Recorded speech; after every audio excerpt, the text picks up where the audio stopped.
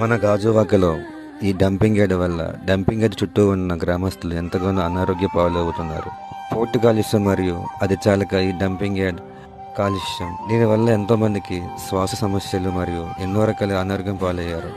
దీనికోసం గత 5 సంవత్సరాల నుండి ఎంతగానో పోరాటం చేశారు. అలానే ఈ రోజు కూడా ఈ డంపింగ్ యార్డ్ ఇక్కడి నుంచి తరలించాలని చుట్టుప్రక్కల ప్రతి ఒక్క గ్రామస్తులు వచ్చి ఈ పోరాటం చేశారు.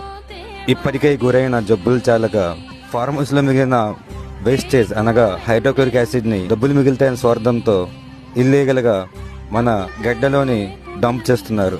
దీనికి ఆ కలిపి వచ్చిన గాలి వల్ల లంగ్స్ క్యాన్సర్ మరియు స్కిన్ క్యాన్సర్ వంటి అతిపెద్ద తీవ్రమైన జబ్బులకి గురవుతున్నారు.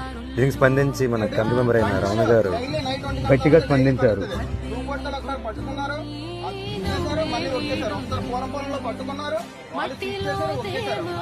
డైలీ రొటీన్ ఇదే అవుతుంది అంతే తప్ప కానీ దీని పరిష్కారం ఏ విధంగా అంటే దీన్ని వాళ్ళ పెద్ద తలకాయలు అన్ని పట్టుకుంటే కానీ దీన్ని తేలుతాను. ఒక భయంకరమైన విషవాయువును, ఒక భయంకరమైన యాసిడ్